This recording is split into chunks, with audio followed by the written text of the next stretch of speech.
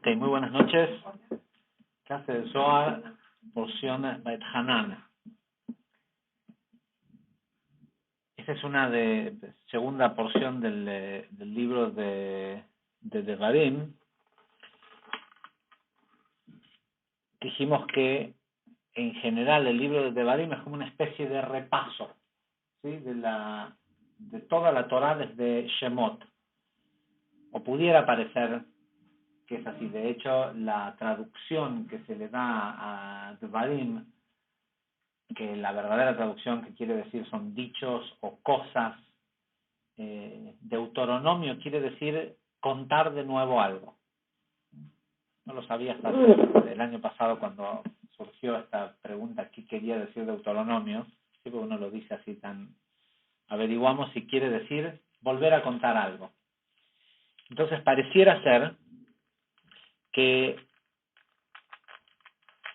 digamos que es como que de menor importancia, ¿sí? Bueno, Moisés hace un recuento de lo que sucedió desde que salieron de Egipto. Los que escucharon la clase de la semana pasada ya tienen una primer parte del trabajo espiritual de lo que significa el libro de Devarim y lo que significa este nivel de Malhut. ¿Sí? Este último libro, que es Malhut, tiene que ver con que el trabajo que uno hace se manifieste, ¿sí? Que termine dando frutos. Hay, por un lado,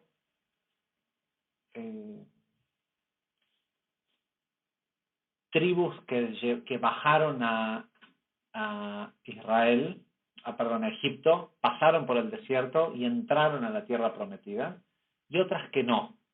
Y ya vimos en la porción de Masei, que tiene que ver con la conciencia de dónde provenían estas tribus, de dónde estaba el pensamiento. La cosa es que llegamos al libro de Malhut, al nivel de manifestación, y lo primero que hace Moshe en la porción de la semana pasada es volver a contar la historia de las cosas malas que pasaron en el desierto, pero contarla desde otro punto de vista.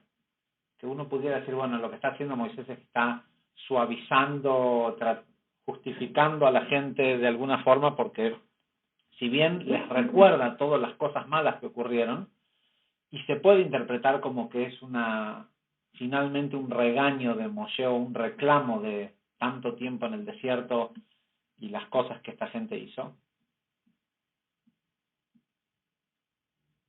El Zohar nos dice que no, que lo que Moshe está haciendo es que está yendo hacia atrás, hacia el camino en el desierto, hacia las dificultades que todos tenemos entre la esclavitud, el paso por el desierto y el salir, la libertad. Y hay que tener en cuenta que la máxima libertad que el ser humano está aquí para recibir es la libertad del ángel de la muerte. Hay muchos niveles de libertad. Queremos estar mejor económicamente, queremos tener mejores relaciones de pareja, queremos un montón de cosas. Y cuando las tenés, ¿qué querés después? Si ya tenés el máximo ¿sí? La máxima felicidad, muchísimo dinero, salud excelente, ¿qué es lo que querés después? Que no se acabe. Y las cosas se acaban solo de la mano del ángel de la muerte. ¿Sí? Cuando permitimos que esa energía, cuando retiramos las cosas del dominio de la luz y la dejamos que entren en contacto con el ángel de la muerte, es cuando empieza a acabarse el dinero, a acabarse la felicidad, a acabarse eso que habíamos conseguido. Lo primero que nos dice Moshe, bueno, primero que nada tenés que, y tiene que ver esto que acabo de decir, ahora voy a volver en un segundo. Lo primero que nos dice Moshe es, no llegaste a la tierra prometida, ¿sí? No estás todavía en Israel, no pisaste la tierra de Israel si seguís viendo las cosas que te pasaron en tu vida como cosas malas. Si podés ver a algo que te produjo un día un sufrimiento, un dolor, lo que sea, y seguís siendo víctima, seguís pensando que alguien te hizo algo, que pasaste por un evento doloroso y que fue injusto, si no te das cuenta que todo eso que pasó es lo que te llevó a que hoy puedas estar parado en tu tierra de Israel, ¿sí? Lo que sea que quiera decir esa libertad, no, y esto también es inclusivo a literalmente pararse sobre la tierra de Israel. Por eso el Zohar dice que hay un montón de gente que nace en Israel y que la tierra los escupe hacia afuera, ¿sí? Porque a pesar de que nacieron ahí, no tienen el mérito de vivir en esa tierra, porque esa no es una tierra para refugiados, dice el Zohar. ¿Sí? Hay un término, palit, ¿sí? El refugiado. No es una... ¿Cuál es la diferencia de un refugiado? ¿Qué es un refugiado? Una víctima. ¿Sí? Una víctima de lo que sea. Entonces, lo primero que nos dijo la semana pasada, el primer aspecto del libro de Devarim, es todas esas cosas negativas que ocurrieron en tu vida hasta hoy, o dolorosas, por decirlo de alguna forma, no son negativas, ¿sí? Fueron maestros que necesitabas, si no, no hubieran aparecido. Ahora, mientras no los puedas ver como maestros, seguramente van a tener que volver a enseñarte la misma lección. Vamos a suponer que, y por otro lado, dijimos que siempre la porción de Devarim siempre se ajusta, por eso la semana anterior habíamos leído 2 parashot juntas, siempre se lee antes de Tisha B'Av, ¿sí? El peor día de las peores tragedias, de lo peor, primero nos dicen, acordate, que incluso eso, la destrucción de los templos, el holocausto, todo eso que venís como pueblo diciendo hace miles de años que sos una víctima, también lo tenías que atravesar porque no aprendés de otra forma. ¿Sí? Lamentablemente no aprendés de otra forma. La pregunta y lo que queremos resolver hoy es, ¿cuál es la enseñanza principal que se viene a aprender? ¿Qué se hace cuando sabes que estás parado? O vamos a suponer que por haber escuchado solo la clase de la semana pasada, la persona dice, tal vez ya estoy parado sobre mi salvación y no la puedo ver. ¿Sí? ¿Por qué? Porque no veo el bien en el camino, entonces no puedo asumir que ese camino de mal me haya llevado al bien. Si era un camino malo, no me pudo haber traído a un buen lugar. Entonces, al no poder ver, y no es algo que uno puede intelectualizar, es algo que la persona lo siente simplemente. Si la persona ve es perfectamente proporcional a la cantidad de bien que la persona ve en su camino, cuánto siente que el lugar en donde está es bueno. ¿Sí? La persona, mientras sigue habiendo una cantidad, un porcentaje de las cosas que le pasó que cree que son malas, ese mismo porcentaje de su realidad actual no la puede ver buena. Y no es solo verla, ¿sí? Dijimos la semana pasada el Shabbat que corresponde a esa primer porción, se llama Shabbat Hazon, el Shabbat de la visión. ¿Sí? Poder ver de una manera distinta. De hecho, es increíble porque todos los años ocurre así, que el Shabbat anterior a Tisha B'Av, un momento de máxima destrucción, se llama de la visión, y nos muestran el poder ver que eso que parece negativo fue bueno. Todos los Tisha B'Av tenemos la Ilulá de Rabbi Yaakov, de Rabbi Yitzhak Yaakov Horovitz, que fue un gran cabalista que se conocía como el Joser mi Lublin, el veedor de Lublin, y era una persona que era ciega, y se lo conocía como porque era una persona que no necesitaba de los ojos para poder verlo todo. ¿Sí? Todo esto acerca de la visión. ¿Sí? Eso en la semana anterior. La semana después de Tisha B'Av, siempre viene esta para allá. ¿Sí? Porque está hecho, no hay nada en medio, o sea, lo máximo que puede pasar es como ocurrió en este año que tuvimos Shabbat de Vadim y Tisha B'Av. ¿Sí? Pero siempre el Shabbat que viene después es Beit Hanan, y el Shabbat es conocido como Shabbat Nahamu.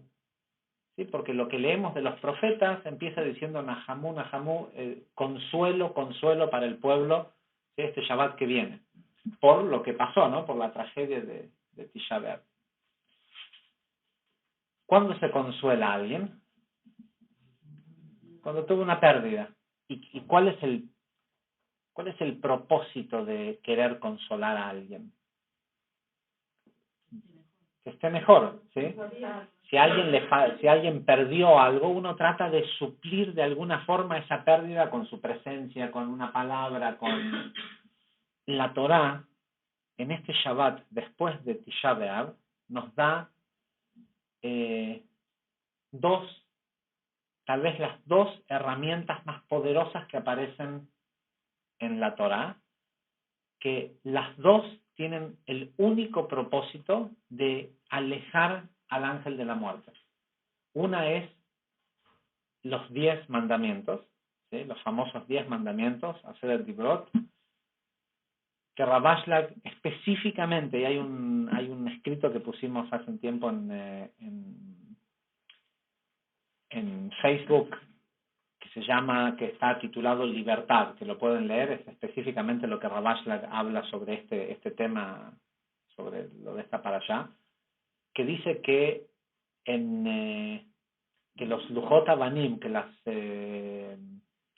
tablas de la ley, estaban grabadas, los mandamientos estaban grabados en las piedras. Y el Zohar, y Rabashlag hace todo un ensayo acerca de esto, dice claramente, cuando leas esto, la persona que lee la Torah, cuando lea la palabra Hirut, que quiere decir grabado en la piedra, tiene que estar pensando, tiene que decir lo que dice el texto, pero tiene que estar pensando que lo que en realidad dice es Herut, que quiere decir libertad en las piedras. ¿Sí? No grabado en las piedras, dice que los 10 mandamientos eran libertad en las piedras. ¿Libertad de qué? Del ángel de la muerte, dice el Zohar. Estos 10 enunciados son la libertad, la energía que tiene para darnos este Shabbat es libertad del ángel de la muerte.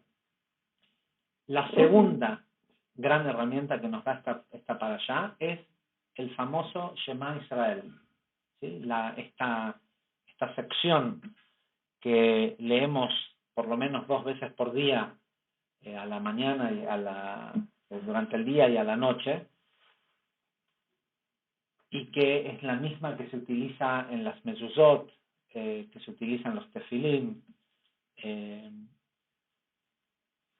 tiene como propósito también, y ahora vamos a leer del Zohar cómo funciona, qué es lo que hace, tiene como propósito sanar lo físico, ¿sí? En realidad unificar lo físico y lo espiritual para que lo espiritual sostenga a lo físico en una situación perfecta. Y dijimos antes, ¿qué pasa si llegué hasta acá, escuché la porción de la semana pasada y digo, bueno, según lo que decía Moshe la semana pasada, tal vez estoy parado sobre la solución, estoy parado sobre mi tierra prometida, ¿sí? Estoy parado sobre más sustento, estoy parado sobre una mejor relación de pareja, estoy parado sobre la cura a la enfermedad que la persona tiene. Estoy parado en ella, pero como no puedo dejar de ver el camino como doloroso y negativo, no puedo, ¿cómo se dice? Tap into it. Sí, extraerle el beneficio que tiene ese lugar en donde estoy.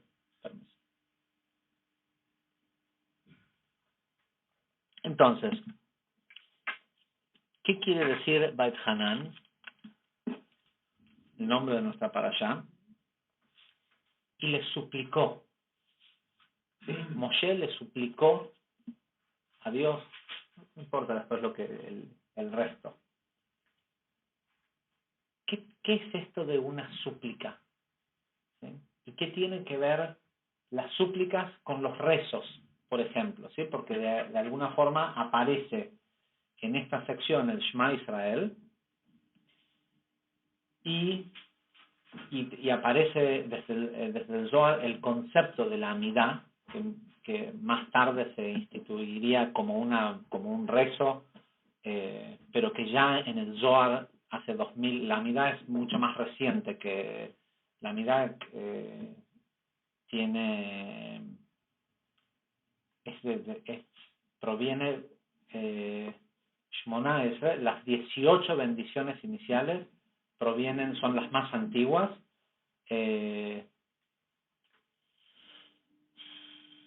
No, don't quote me on this. No es preciso la información, pero creo que son de después de el Talmud de Babilonia.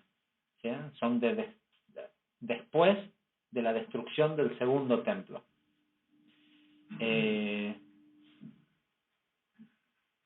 Eventualmente, mucho más tarde, se hizo la Amidá que conocemos hoy, que tiene más de 18 bendiciones.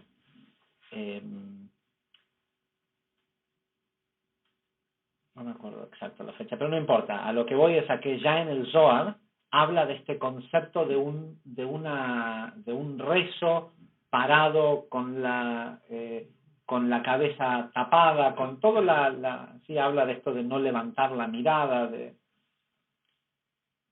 Y también debemos saber que siempre que cuando el Shulchan Aruch o cualquier libro sobre Halajá, sobre las leyes diarias, habla de rezar, ¿sí? ¿Qué sé yo? Si dice no cruces las piernas cuando rezas, se refiere únicamente a Shema y Amidá. Nada más es considerado rezar. ¿Sí?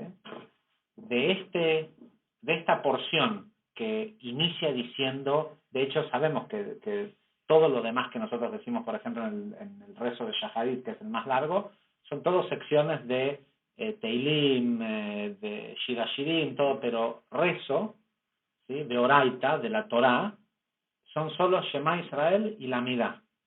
Entonces, cuando dice no hagas tal y tal cosa cuando rezás, o no reces frente a un espejo, todo lo que tiene que ver con las halajot, las leyes concernientes a los rezos, se refiere únicamente cuando la persona está haciendo amidá o shema. ¿Sí? No comer al mismo tiempo que uno está rezando. Y la porción empieza diciendo, y suplicó.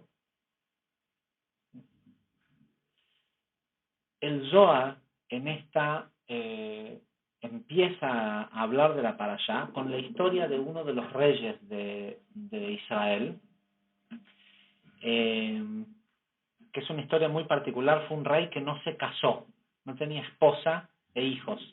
A propósito, a través de inspiración divina, se supo que el primer hijo que él iba a tener iba a ser una persona, su primogénito, quien después debería de asumir el trono, iba a ser una persona sumamente negativa, una persona muy, muy mala. Y él decidió que no, por otro lado existía esta cosa de poder ser célibe, y era algo elevado. Decidió que él no iba a tener relaciones y que no se iba a casar y que no iba a tener hijos, para no permitir que a través de él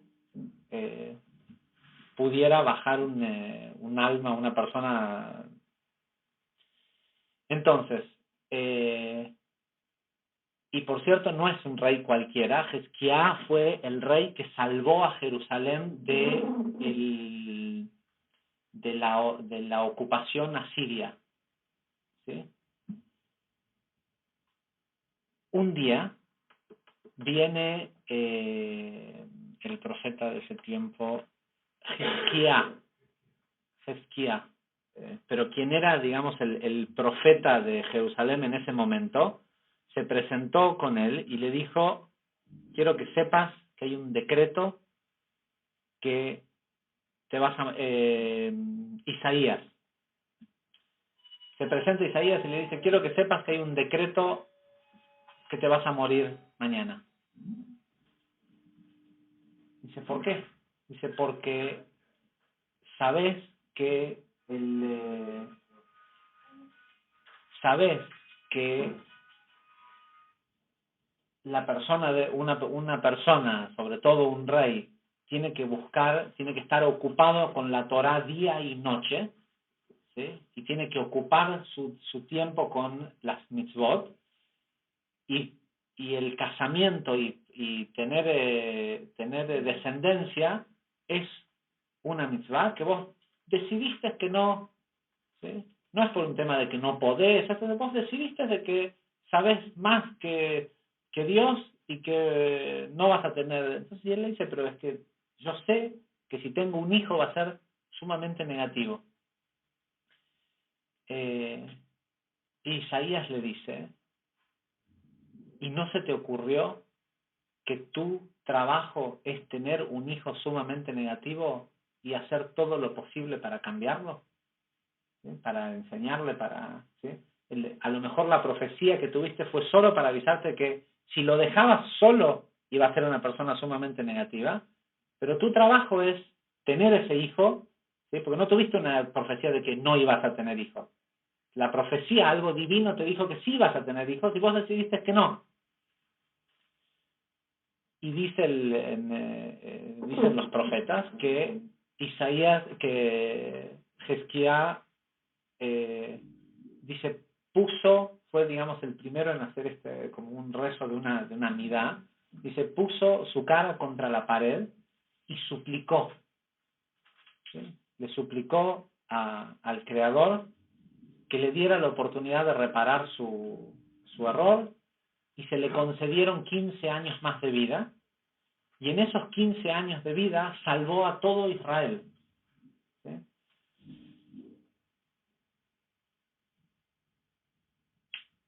Y la pregunta es, ¿sirve rezar? ¿Sí? O en este caso, ¿sirve suplicar? Y si uno va a rezar o va a suplicar, ¿qué es? ¿Cómo lo tiene que hacer?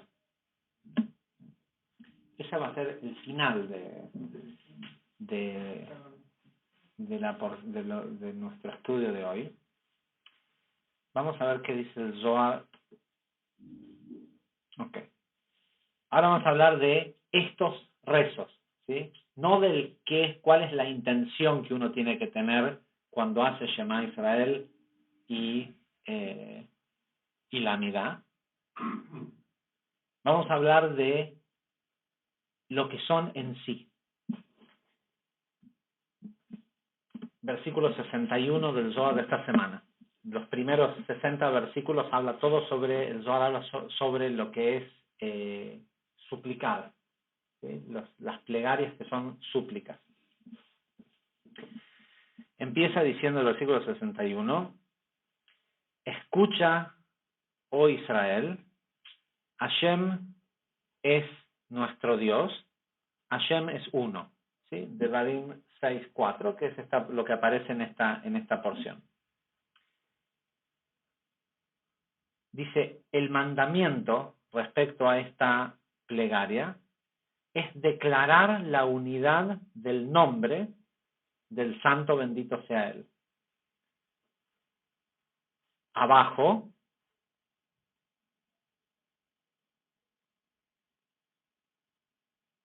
puesto que el nombre del santo bendito sea se unifica abajo, ¿sí? en nuestro medio, cuando se dice Shema Israel,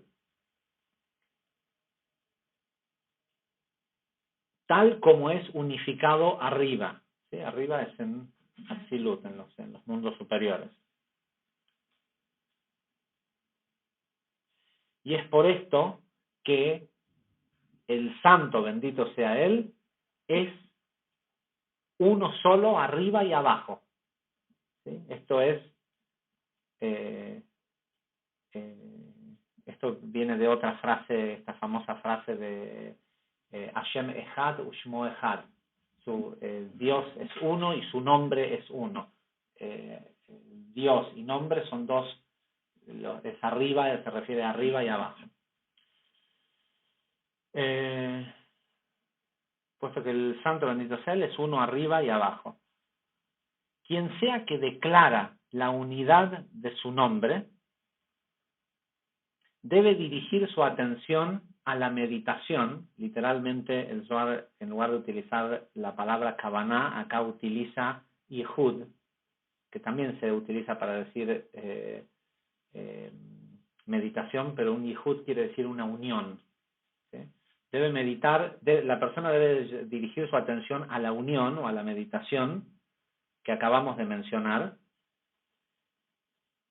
principalmente al unir su nombre abajo y conectar todos sus, no los de la persona que lo dice, sino los del creador, todos sus miembros, todas las partes de su cuerpo, que en el caso del creador son las sefirot.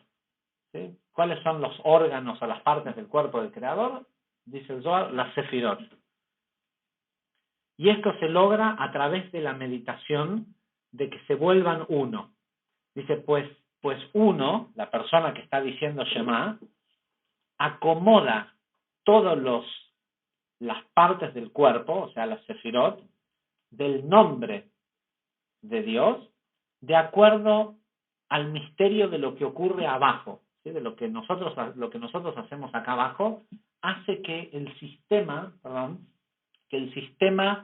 de esa totalidad que la gente le llama Dios, se acomode, se ordene. Y de esta manera la persona conecta todos los órganos supremos. Y lo hace a través de la meditación de pensar en que ellos se vuelvan uno. Cuando un hombre está a punto de unificar el nombre del santo bendito sea él, todos los ejércitos del cielo se paran en formaciones y en líneas, esperando ser establecidos y ordenados por la persona que dice el Shema. Para de esta forma alcanzar perfección a través de la meditación de la persona que lo está haciendo.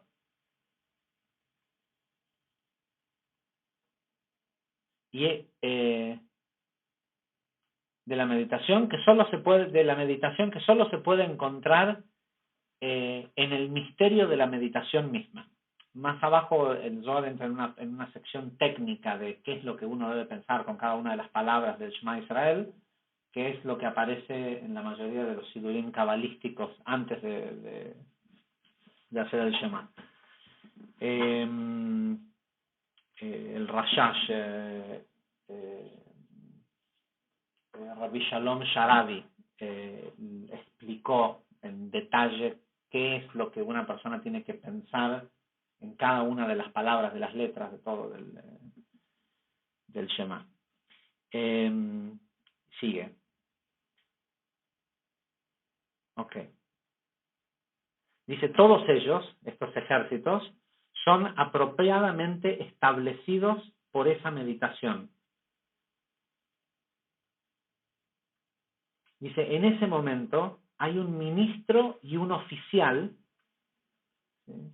Digamos como los superiores a todos estos ejércitos, un ministro y un oficial situado debajo de 248 mundos.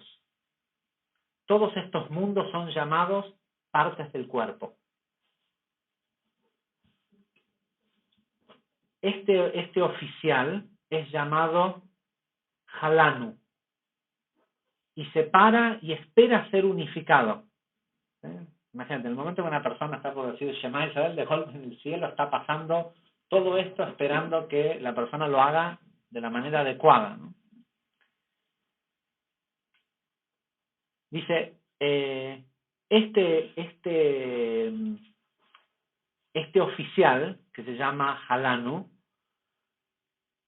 es el que también es conocido como el que junta las lilis, las flores de margaritas, ¿sí? Tal como está escrito en Shira Shirim, el que junta lilis, o el que junta margaritas. ¿Qué son las margaritas? Dicen las partes del cuerpo. ¿Sí? Todos sabemos que el hombre tiene 248 segmentos de huesos en el cuerpo. Y lo explicamos la vez pasada cuando hablamos sobre cuando entra el nivel de nefesh en las células indiferenciadas del feto, que lo que entran son 248 inteligencias. El nefesh también tiene 248 partes, ¿sí? El nivel primitivo del alma de la persona. Estas margaritas, que también son conocidas como partes del cuerpo.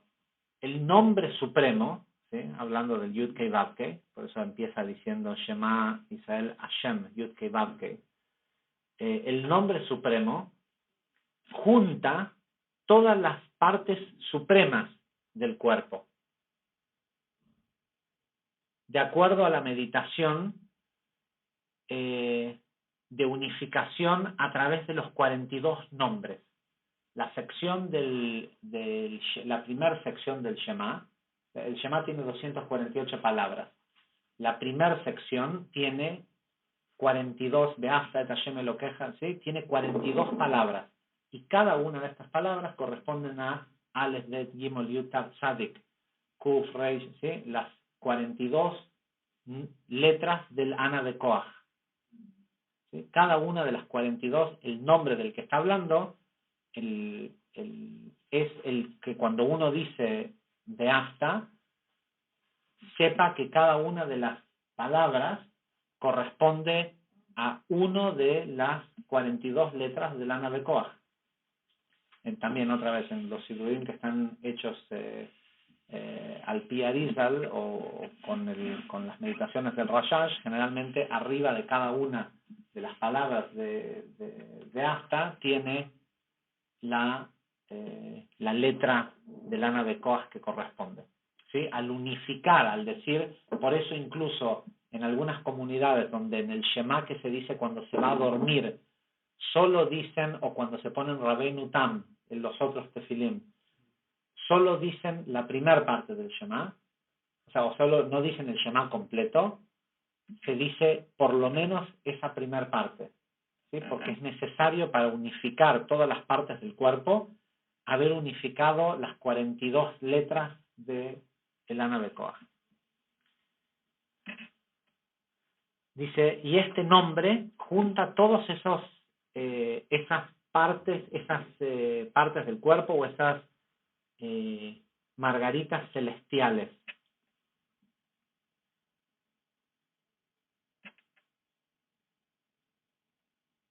Okay. Dice, y agarra todas esas partes y las lleva y las junta con el misterio de los 72 nombres. La siguiente sección del Shema, que viene después de Santem, tiene 72 palabras que también corresponde a cada uno de los 72 nombres, ¿sí? De Ain Bet Shemot. Dice, son todos unidos por esta meditación y se convierten en un cuerpo, de acuerdo al mismo secreto, ¿no? Al mismo misterio. Dice, esta meditación se eleva y une los dos lados en uno. ¿Sí? Hashem Elokeinu, Hashem Echad. ¿Sí? Une los dos lados. Ahora en un segundo va a decir qué son los dos lados. Okay.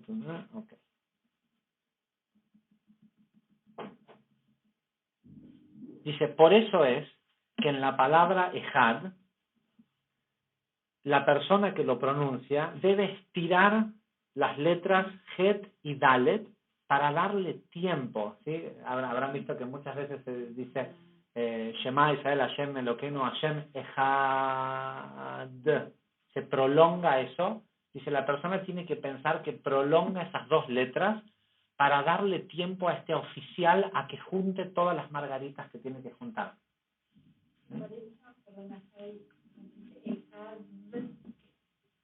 La acentuación en la letra Dalet tiene que ver con la primera letra Ain de Shema, porque juntas forman la palabra testigo. ¿Sí? Que ese es porque el Shema Israel tiene un solo propósito, salud, darle salud al cuerpo. Entonces, si vos le permitís a entendés que estás activando que un ángel celestial unifique cada una de tus 248 partes de tu cuerpo con la luz correspondiente, ¿sí?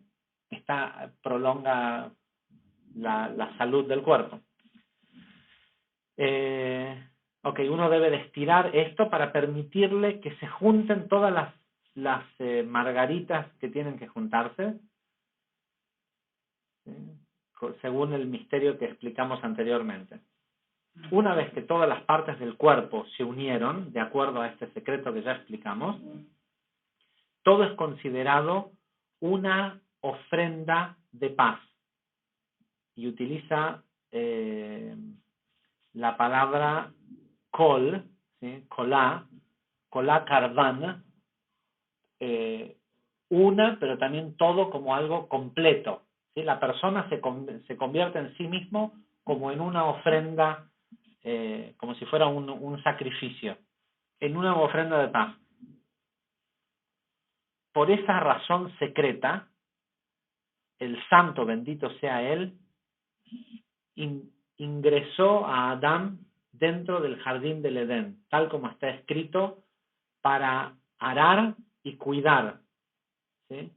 Sabemos que, dice, hemos aprendido, eso sale en Bereshit 2.15, dice, hemos aprendido que estas dos ofrendas, ¿sí?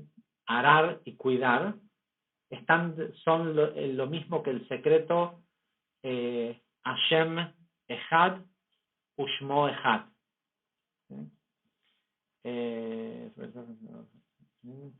Dice, y cada una de estas ofrendas, una corresponde a arar y otra a cuidar. En realidad no se trataba de arar la tierra y cuidarlo, sino de unificar estos aspectos. Y estos aspectos son las dos partes del cuerpo, ¿sí? ¿Qué otra parte tiene el cuerpo? Lo dijimos en Tisha B'Av. Hay 248 segmentos de huesos y 365 nervios. Que los nervios son los que conducen la luz a acción, ¿sí? Sin el tejido nervioso la persona no se mueve. El movimiento ocurre a través de los sinews, de los nervios. Después dice de que en realidad, cuando la persona hace esto, estas lilies se convierten estas margaritas se convierten, como una corona, como diademas en el kéter, en la cabeza del Creador. En el versículo 66 dice, hay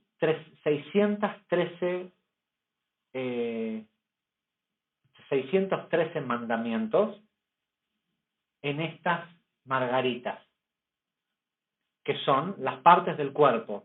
¿Cuáles? Las dos partes, ¿sí? Ahora se refiere a los nervios y los huesos. Y una parte es Hashem Echad y otra parte es Ushemo Echad. Una parte es Dios es uno y otro es su nombre es uno, ¿sí? Uno es la unificación del nombre, Yud-Kei Vav-Kei, un cuerpo, que son las Sefirot, ¿sí? Porque el Yud Kevab, que es Jochma, Binah, Zeranpin y Malchut. Bueno, y sigue explicando qué es lo que ocurre con la unificación, pero es un poco redundante. Y termina diciendo, bueno, dice, y estas dos partes de una misma cosa se unen y se elevan en plenitud con esta meditación. Dice, dichoso es aquel que trae estos dos sacrificios. O sea, que trae a su ser como estos dos sacrificios, o sea, que tanto su cuerpo como sus movimientos sirven al Creador. Dice, puesto que seguramente, y a la persona que practica, dice, estas meditaciones cuando hace el Shema, dice, porque seguramente él tendrá todo favorable en este mundo y también en el mundo por venir. Esto es el texto, ¿sí? Lo que dice el Shema. Siguiendo, salteamos unos cuantos versículos e historias y llegamos y vamos al versículo 72, que habla de la mezuzá, esta cosita que ponemos en la puerta. 44. Interesante, justo hoy vino una persona a mi casa por una reunión de trabajo, me mira y me dice, ¿qué es esto? Le explico lo que es, y la conversación, a ver, más allá de la reunión de negocios, la conversación terminó en enviándole, es una persona sumamente inteligente, es uno de los, que me atrevería a decir, uno de los ingenieros más brillantes que ha producido la Argentina, y termino mandándole la introducción a la sabiduría de la Kabbalah de Rabashlag para que lo lea, porque en el proceso me cuenta, este señor en realidad nació en Italia, pero es de padre argentino, pero de abuelos rusos, de Odessa, de Ucrania, y me cuenta que él y su hermano son las únicas personas no judías de su familia, porque su papá, cuando viajó a Italia a traer todo el salvage de guerra que quedó, todo eso que compró Perón de los jeeps, todo el armamento, todo eso que el papá de él fue el que trajo todo eso a la Argentina, y me termina contando que la chacra de su abuelo es Acoaj, ¿sí? La chacra y el coso de las Mercedes, no sé cómo se llama, es porque la chacra era de su abuelo Mordejai Segal, y Mercedes era la esposa de sí, y finalmente le pusieron el lugar, tiene el nombre, y él dice que en algún momento va a buscar el reconocimiento de su familia en eso, porque nadie sabe que en realidad y es muy interesante, ni siquiera sabía lo que es una mezuzá, ¿sí? Y se terminó yendo con tal vez uno de los ensayos del conocimiento del judaísmo más profundos que se escribió ¿sí? Y fue muy interesante porque gran parte de la conversación al respecto de ese tema tuvo que ver con, estuvo muy bueno escucharlo después de Tisha B'Av, porque cuando su familia volvió de Italia, a pesar de que eran sumamente ricos por estos negocios que hacía el padre, eran rechazados porque porque la madre de él era una norteamericana que el padre había conocido en Italia, que no era judía, entonces y tiene todo como una especie de historia de resentimiento respecto a ese rechazo que vivió toda la vida, y de golpe ¿sí? preguntó una cosa y de una pregunta específicamente esto de qué es una mezuzá, tal vez salteó todo lo que la gente que lo despreció toda la vida todavía ni siquiera sabe que existe para empezar a estudiar, ¿no?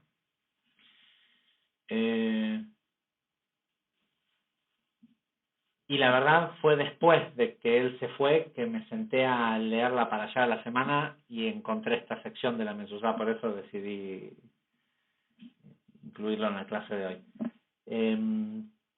Dice el versículo 72 del Zohar de esta semana. Dice, existe el mandamiento de que una persona debe fijar una mezuzá en su puerta para que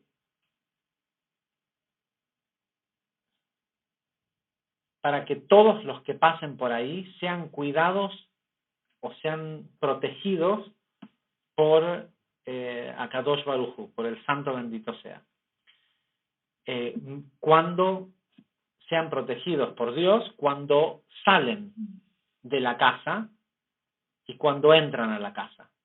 De ahí la frase de Teilim que dice, de ahí el secreto, dice, de la frase de Teilim que dice que Dios te cuide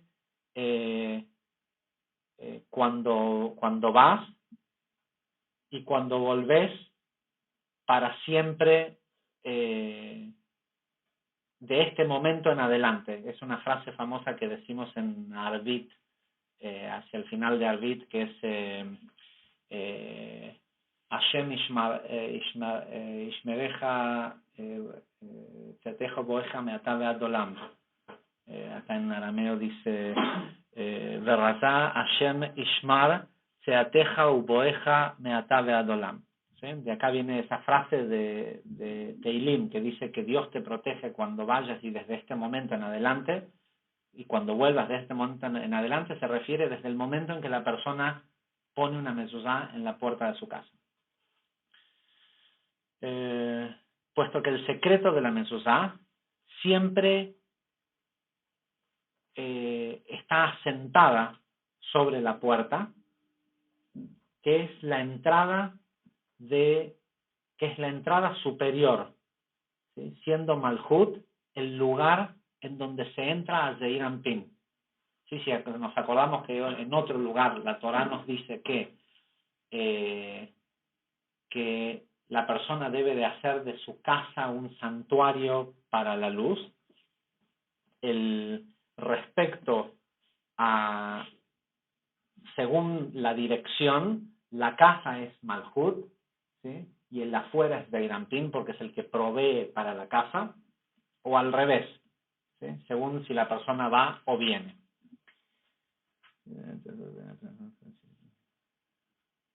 Dice, y este es el secreto de la frase de Teilim 118:20, Seashar la Hashem. ¿Sí? Esta es la puerta de Dios. Hay una famosa frase que leemos en Alel de Teilim que dice Seashar la Hashem tzadikim yavou bo. Esta es la puerta de Dios por donde pasan los justos.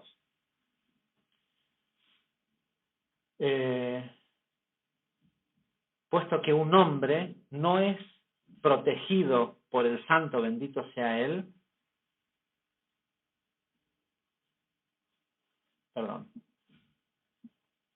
puesto que un hombre no es protegido constantemente, tal como dice el verso anterior, desde este momento en adelante, a menos que ponga una mezuzá que la presencia de la mezuzá esté en la puerta de su casa. Otra razón para la mezuzá es que uno nunca debe olvidarse de la memoria del Creador, Y esto es parecido a el usar tzitzit, dice. Así que también está mencionado en el Shema. Así que es para recordar que constantemente está la presencia del Creador. Dice, además hay que saber que el secreto de la mezuzá incluye el aspecto de lo masculino y lo femenino. En el libro de Salomón está escrito, cerca de la puerta, cerca de la entrada, contra los 2 grados, se acerca un cierto demonio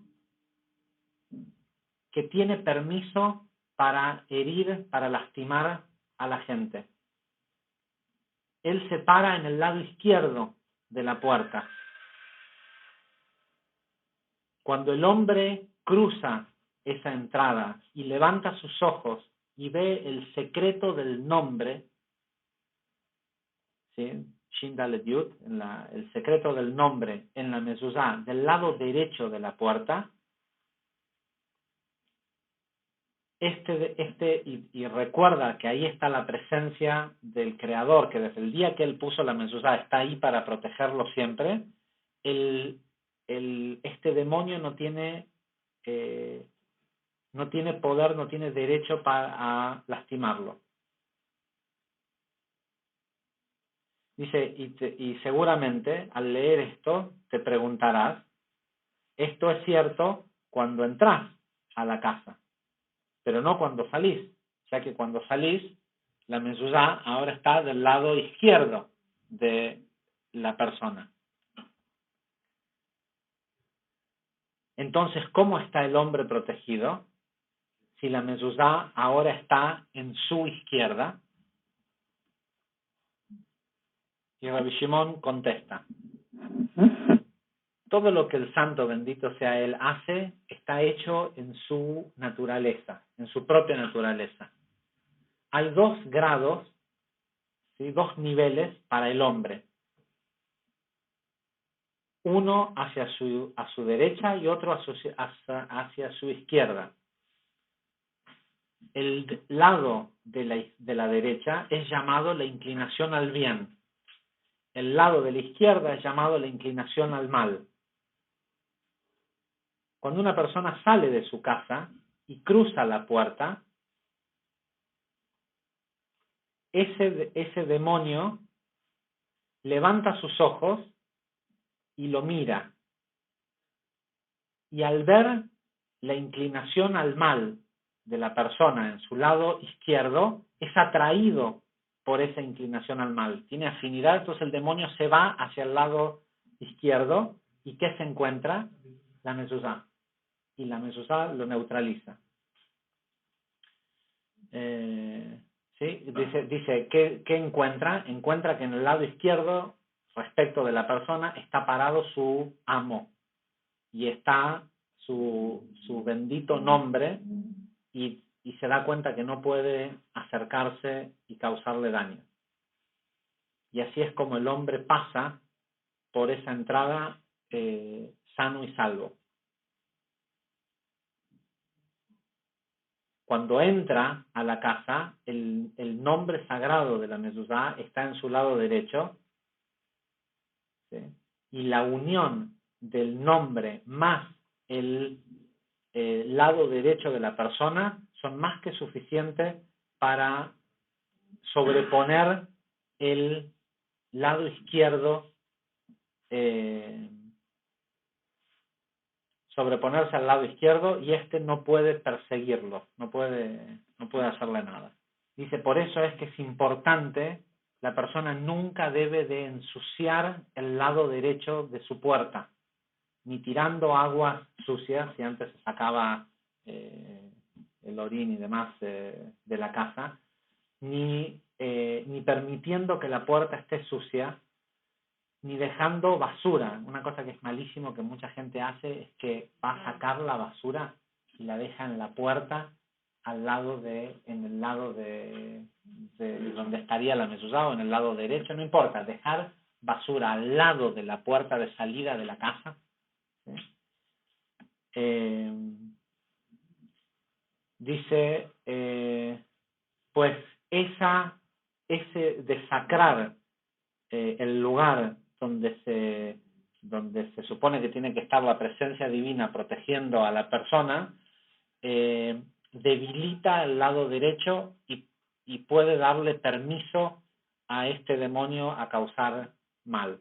Después ya lo hemos leído en otra sección, en la sección de Bo, en el libro de Shemot, explicamos con detalle que quien se para en la puerta es el ángel de la muerte, literalmente.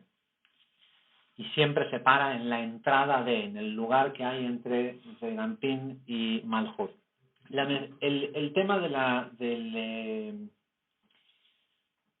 de la mezuzá es 100% una costumbre de besar la mezuzá. La mezuzá lo que uno debe hacer es ver, y lo que debe ver es el nombre que está escrito. Hay un nombre que queda oculto, que está hacia abajo,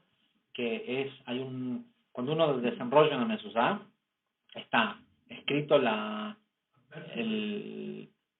un lado el Shema, del otro lado está el Shin Dalet Yud, que está puesto en un lugar del pergamino para que quede al final, cuando uno lo enrosca y se vea el Shin Dalet Yud. Pero hay otro nombre que está escrito abajo, que queda escondido, que es Bet Mem Bav Hav Samech Zain, ¿sí?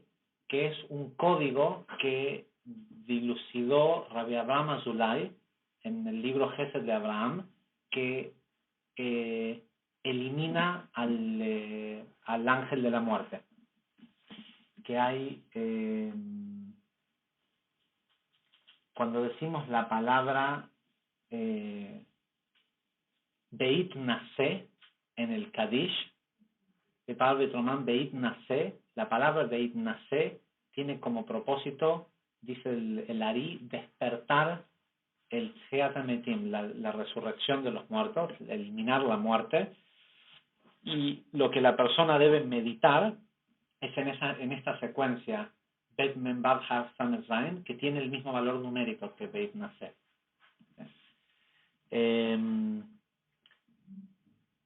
El tema de besar de besar los tzitzit y demás, tiene que ver con que hay distintos niveles de conexión, y uno de los niveles más altos de conectar con algo es besarlo. ¿Sí? Por eso besas la Torá, un libro, o besar una Torá es tan poderoso como estudiar de ella, ¿sí? Porque es permitir uno. Tengo un amigo que el amigo filósofo del grupo, ¿no? Cuando éramos chicos, siempre preguntaba, no importa si tuviste relaciones, ¿se besaron? Era para saber si él tenía o sostenía que una cosa no tenía nada que ver con la otra, que el beso era lo importante, ¿sí? Que eso era y es así. A lo mejor algún otro día que hay toda una sección del Zohar que habla acerca de cómo es la forma más elevada de tener relaciones sexuales, y el Ari dice que lo más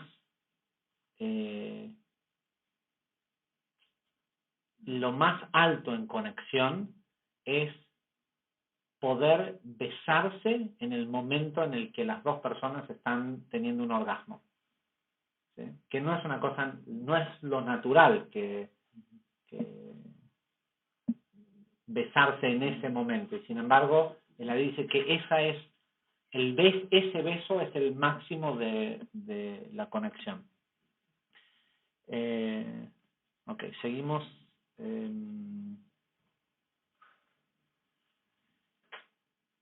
Ok, pero acá hay otro tema. Dice, cuando la persona pone en su puerta una mezuzá, cuando él entra a la casa, su inclinación al mal, ¿sí? Su lado izquierdo, y el demonio mismo, más allá de su propia naturaleza, lo protegen a la persona. Cuando está puesta una mezuzá, a pesar de que como el tema como Bilam, que le pagaron para maldecir y ese era su trabajo, pero más allá de su propia naturaleza no era capaz de hacerlo. Dice, cuando la persona tiene una mezuzá en su puerta,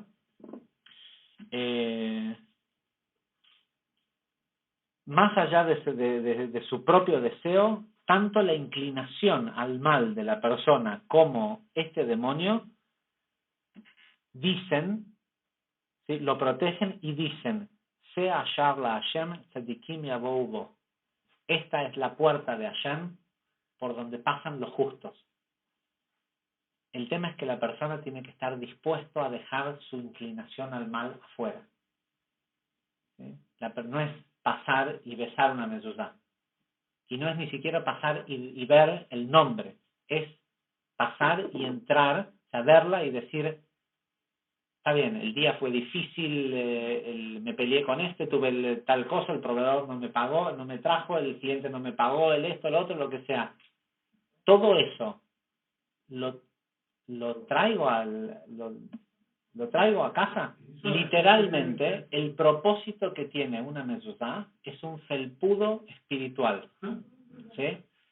Si vos lo salteás, si salteás el felpudo, no se arruina, pero metés tierra a tu casa. ¿Sí? Podés tener un felpudo eterno, ¿sí? Pero metés tierra a tu casa. Si vos te limpiás los pies en el felpudo se gasta, se arruina. ¿Sí? Por eso es que por lo menos 2 veces cada 7 años hay que llevar a chequear las mezuzot. Hay que ver que las letras no se hayan roto. ¿Cómo puede ser que se rompa? Está cerrado con cosas. Volviendo al tema de la pregunta que hizo Mauricio, de besar la mezuzá se mira, con lo cual es importante que donde esté puesta sea transparente y se pueda ver el nombre.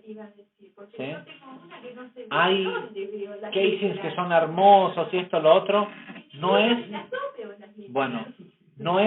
la mezuzá no tiene como intención ser una obra de arte. ¿Sí? Tiene como intención una protección específica y se requiere ver el nombre. Todo aquel que pone mezuzot según al pi Arizal, se usan mezuzot, se usan, porque la mezuzá no es la mezuzá es el pergamino. Mezuzá se llama el pergamino, lo de arriba es una protección. La mayoría, de lo que hay en el mundo, el 95% son cerradas y adentro no hay una mezuzá. No. Hay una fotocopia, con lo cual no es una mezuzá. ¿Sí? Una mezuzá tiene que ser escrita por un sofer, por un escriba, sobre un pergamino de cuero. Si no, ¿qué cosa? Una mezuzá vale, ¿cuánto vale una mezuzá? 250 pesos. Pero el real con pergamino y todo. No, una mezuzá kosher sí, la cajita no importa, la cajita vale, ¿cuánto vale la cajita? 20 pesos vale la cajita, ¿sí? Una mezuzá kasher, y no es por nada que, te digo que en el momento que la vi a Miriam sentada acá, sabía que hoy es un día, no, es un día de ¿qué quiere decir Kabbalah aplicada? ¿Sí? Tenemos que, es empezar a utilizar las herramientas, ¿sí? Así que se pone inclinada porque es para conectar con la energía de Abraham y Jacob y no de la mezuzá se pone inclinada según y esto, si bien mucha gente de costumbre sefaradí las pone en forma recta, ¿sí? Los sefaradim que estudiaron Hasidut, que estudiaron las ponen inclinadas. ¿Por qué? Porque tiene que ver con el Maguen David, con el triángulo superior del Maguen David, que corresponde a Abraham, Isaac y Jacob, y queremos conectar con Gesed de Abraham, Emet de Jacob, ¿sí? Y no con el aspecto de columna izquierda. Bueno, pero volvamos a la... No quiero que te... Sí. Con un sofá. También en la Sofrim se revisan mezuzot y 20 pesos. Revisar. Ok, ¿cómo puede ser? La pregunta acá es, ¿cómo puede ser que esté rota? Justo había tomado un cuentito del Baal Shem Tov que dice que un día se hospedó en la casa de una persona muy justa y muy sabia, y cuando se estaba yendo se equivocó de puerta, y en lugar de abrir la puerta de salida de la casa abrió la puerta del sótano, y cuando fue a besar la mezuzá sintió que no la tenía que tocar, y le dijo al dueño de casa, le dice, tenés que hacer chequear esta mezuzá. Entonces el dueño de casa le dice, ahora te equivocás de puerta, y para no quedar mal de que te equivocaste de puerta, resulta que es toda una profecía tuya que fuiste a la puerta equivocada para ir a... Entonces, y el Baal Shem Tov le dice, seguramente es así, porque no hay coincidencias. Dice, si tuve que pasar por esa mezuzá y sentir lo que sentí, es para que vos sepas que, y obviamente la bala la chequea y está rota. Las letras en las mezuzot se rompen. Y se rompen, si la mezuzá es kasher, entonces es propensa a romperse. Si la mezuzá no es kasher, todo el tiempo va a estar en mal estado y siempre va a estar igual en mal estado. ¿Por qué? Porque no está cumpliendo la función que tiene que cumplir. Como lo que tiene que cumplir es la función de ser como un felpudo, si la persona entra, sobre todo el dueño de casa, entra y medita en que la mezuzá funcione y deje su inclinación al mal y todo esto afuera de la casa, llega un momento que el felpudo se gasta, se rompe. Y yo he visto cosas, una cosa es lo que te cuentan, ¿sí? Y otra cosa es cosas que yo he visto. La hermana de un amigo, de un día para el otro, se despertó y ella pensaba que hablaba y que era coherente lo que decía, y era todo incoherencia, nada así. Tenía un coágulo en el cerebro que todo así, de un instante para el otro, en 2 días, todo, como dicen en inglés, cuando llueve, diluvia, ¿sí? Tragedia, ¿sí? Internada, pronóstico negativo. Van a hablar con el rabino de la familia, y el rabino lo primero que les dice es, ¿chequearon las mezuzot? Yo te vengo a contar que tengo este problema. Esto, si vos me decís que me querés vender, me querés cobrar 20 pesos para chequearme la mezuzá. ¿Sí? ¿No? Lo que piensa mucha gente, ¿no? Chequean la mezuzá, y en el lugar donde dice te pondrá estas insignias que te doy hoy, las pondrás sobre tu corazón y sobre tu cabeza, la palabra cabeza, una letra rota. ¿Sí? Van, mandan lo primero que hay que hacer es quitarla. En el momento que uno quita una mezuzá, durante 30 días el lugar está protegido igual. ¿Sí? Cuando uno se muda se muda a una casa, los primeros 30 días es como si hubiera mezuzá.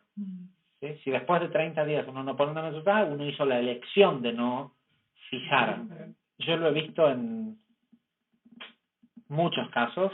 Recientemente oí de un caso de un lugar en donde todas las mezuzot de un edificio se llevaron a chequear, todas rotas.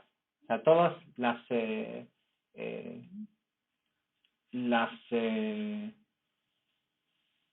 ¿Pero cómo sabes cuándo se rompieron? No es que por eso hay que por lo menos 2 veces. Uno, la verdad es que sí, hay mucha gente que todos los años en el mes de Elul chequea sus meses. Se puede poner en todas menos en el baño. ¿Cuál sería el concepto de que estén en cada habitación de tu casa? Que cada apertura es un lugar débil. De hecho, uno puede tener, si vos tenés, por ejemplo, un living que tiene 10 puertas y le pones a una de las puertas de todo el living, es considerado suficiente, porque todo ese espacio vos activaste esta protección. En el momento que vas a otro cuarto, ¿sí?, o pasaste por un pasillo y se entra a otro cuarto, cada vez que hay una apertura donde hay un cambio, vos no te sentís igual en la intimidad de tu cuarto que en el pasillo, que en el living, ¿sí? Son distintas, uno siente una distinta energía en cada lugar de la casa. Lo ideal es tener, como dice en el Shema, en todas tus puertas y en todas las entradas de tus ciudades, y en todas las puertas. ¿Cómo? Se copió de ahí. La diferencia es, ¿qué dice el Zohar?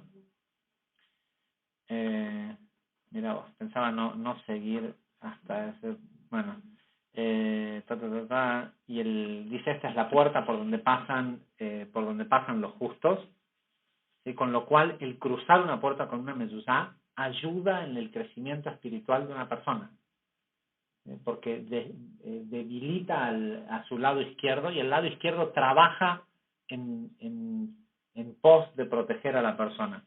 Dice, y pobre de aquel que toma la decisión de no poner una mezuzá.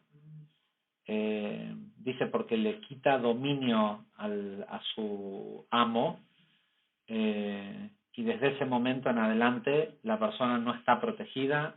Dice que la misericordia, que el misericordioso igual los salve, ¿no? Había una pequeña sección que vino al tema de lo del seguro, que dice, habla de que no lo encuentro ahora, dice que habla de que la persona que conoce la Torá sabe que solo la luz lo puede proteger. No hay seguro ¿sí?, ni código especial, ni llaves, ni esto. O sea, los otros días he estado en casa de una persona que nos contó una historia de un edificio que con todos los locks, con todos los seguros, con esto, lo que sea, pero la trajeron desde la calle. Entonces, con sus llaves de alta seguridad, ella abrió la puerta para que los ladrones entren a su casa. La pregunta del comienzo de esta clase era las súplicas, ¿sí? ¿Qué quiere decir? ¿Por qué no le rezó a Dios? ¿Por qué este rey, para que le dieran estos 15 años más, qué fue lo que suplicó? ¿Y por qué? ¿Y de dónde viene todo esto? Si la persona, entiende que hacer Shema Israel, por lo que es lo mínimo que la persona tendría que hacer 2 veces por día, si la persona ya no quiere hacer Amidá, lo mínimo que una persona que quiere conectar con la luz tendría que hacer es Shema. 2 veces es, por lo menos en la mañana y en la noche. E incluso, ¿sí?, si la persona no conoce el texto, aunque sea por lo menos la primera frase del Shema Israel Hashem Elokeinu Hashem Echad, hacerlo antes de dormir.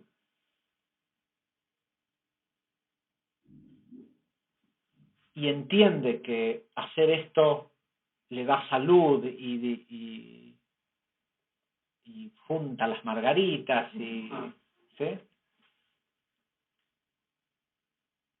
¿No conocen gente que dice, no veo la hora de morirme para vivir una vida así? ¿Quién quiere vivir? Hay mucha gente en el mundo así.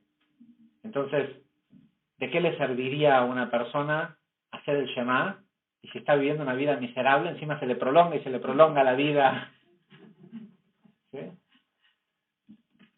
Hay una sección que durante muchos años hubo una discusión acerca de si debía ser incluida en la Amidá o no, y hoy se dice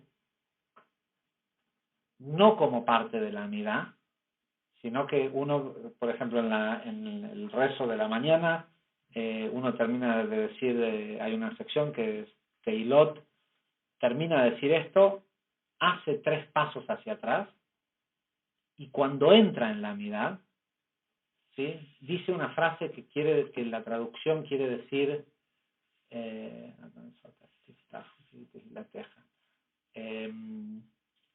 que Dios abra mis labios para que mi boca diga tu alabanza. Y se lo conoce como el rezo para el rezo. ¿Sí? Es un rezo para el rezo. ¿Cómo es esto?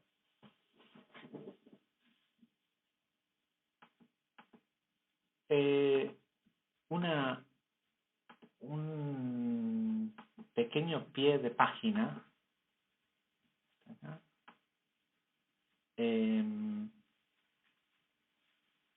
para volver a lo que decía el Zohar anteriormente. Déjenme ver si lo encuentro. Ok, es medio tarde, pero es interesante, después búsquenlo en el Zohar, sigue después del versículo 72, explica qué quiere decir Shema Israel Hashem Elokeinu Hashem Echad, ¿sí? Porque pareciera que en hebreo dice Shema Israel, escucha Israel, ¿sí?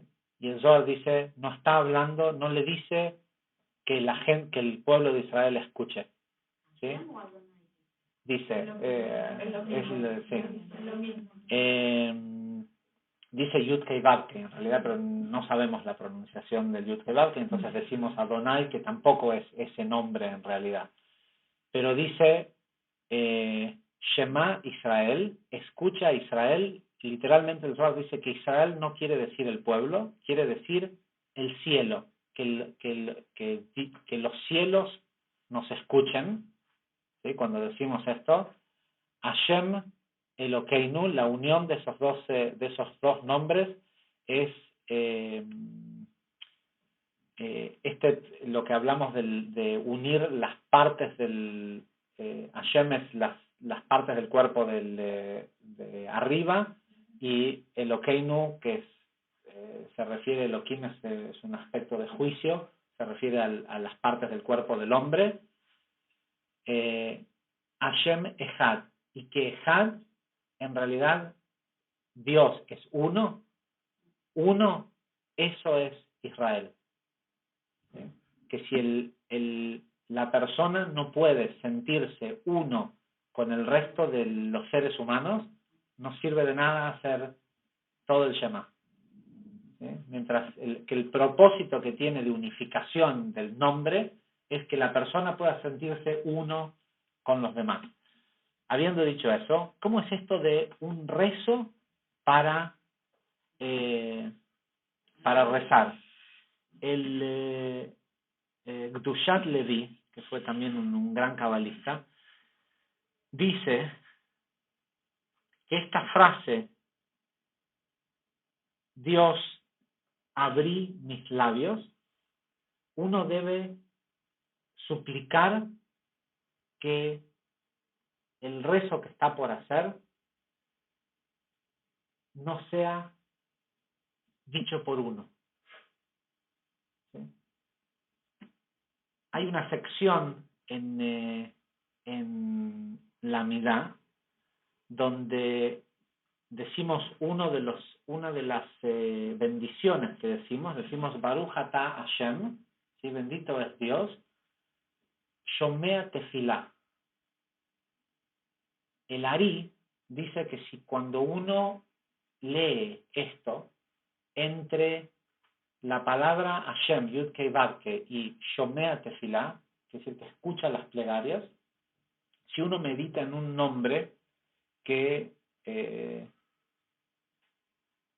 lo voy a pronunciar para que por lo menos quede en el disco rígido el nombre, Ararita, ¿sí? Que es un nombre que es Aleph, Reish, Aleph, Reish, Yud, Taf, Aleph, ¿sí? Si uno medita en ese nombre, lo que sea que pida en ese momento, esa plegaria es escuchada, dice el Ari. Sin embargo, uno empieza diciendo: Dios, abrí mis labios para que la plegaria que salga la digas vos y no yo. ¿Cuál es el secreto de esto? Más aún, dijimos al principio, imagínate que estás parado sobre tu tierra prometida, ¿sí? Sin embargo, no estás pudiendo recibir el beneficio de eso, ¿sí? Moshe ya nos dio la semana pasada la solución, cuál debe ser tu visión. ¿Cuál es el consuelo? Shabbat Nahamu es este secreto. Es el secreto de saber, no rezar, saber suplicar. Y lo que uno tiene que suplicar es que no sea uno quien dice el rezo. ¿Por qué? Porque lo único que uno tiene que suplicar es cambiar. ¿Sí? Es poder cambiar. La súplica que uno tiene que hacer es poder dejar de ser la persona que trae toda esa miseria a su propia vida. Las personas, el tipo necesita plata. ¿Y qué hace? Hay 50 kavanot distintas en los rezos de la mañana que tienen que ver con meditaciones de sustento. ¿Y qué hace? Suplica y suplica y suplica. ¿Qué suplica? Tener dinero. ¿Sí? Pero mientras él tiene toda esa inmundicia encima de cómo se comporta, nunca va a tener dinero. Lo que tiene que suplicar es dejar de ser como es. Porque esa forma como él es, como él se maneja con los demás, como maneja la energía del dinero, ¿sí? Continuamente le muestra a la vida que el dinero se le escapa de entre los dedos, que se le va, porque no, su forma de ser, su forma de actuar, no es vasija para el dinero. Entonces la persona tiene que, en todas esas conexiones, suplicar ser distinto, suplicar dejar de ser como es. ¿Sí? Suplicar. ¿Por qué? Porque él cree que tiene las meditaciones y esto y el trabajo espiritual que hago y el voluntariado y esto, lo otro, lo que sea. No sirve si seguís siendo el mismo que la energía del dinero te rechaza. ¿Sí? No podés seguir suplicando tu alma gemela y la salud y esto y lo otro si tu vibración es contraria, ¿sí?, a esa satisfacción. El rezo, ¿sí? ¿Por qué por qué decimos abrime la boca para que no salga mi rezo? Porque mi rezo es de esta persona que todo lo que hace le trae esta misma porquería. Y lo que yo quiero es alguien más elevado, le suplico a eso, lo que sea, no tener cosas, sino poder cambiar para ser afín a esas cosas que quiero. Hasta que la persona por eso es que tampoco la persona puede tener la visión de ver que las cosas que le vienen pasando son buenas. Porque cada vez que pierde plata, si el problema es eso, o cada vez que se pelea con un nuevo novio o una nueva novia, o cada vez que se vuelve a enfermar, vuelve a sentir que le está pasando algo malo. Entonces sigue viendo su camino malo y por esa la ecuación perfecta, de perfecta correspondencia entre cómo ve el camino y su destino, lo ve malo. Y bajo una visión del mal, no puede conectar con el bien sobre el que está parado. Muchas gracias.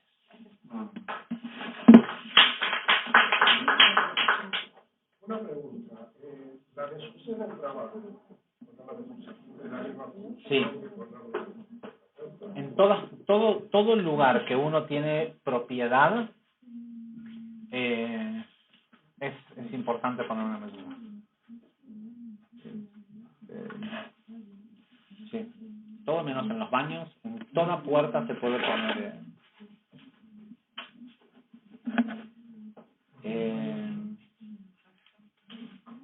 Porque no es un lugar que tiene kedusha. De la misma forma que el día de Tisha B'Av es el pedacito de los días del año que le corresponde al Satán, el cementerio es el pedacito de la ciudad que le corresponde al Satán, el baño es el lugar de tu casa que le corresponde al Satán. ¿Qué le da valor a una casa? El baño y la cocina. El baño y la cocina, ¿sí? Malhut, de donde se come y de donde, en un mundo que es totalmente material,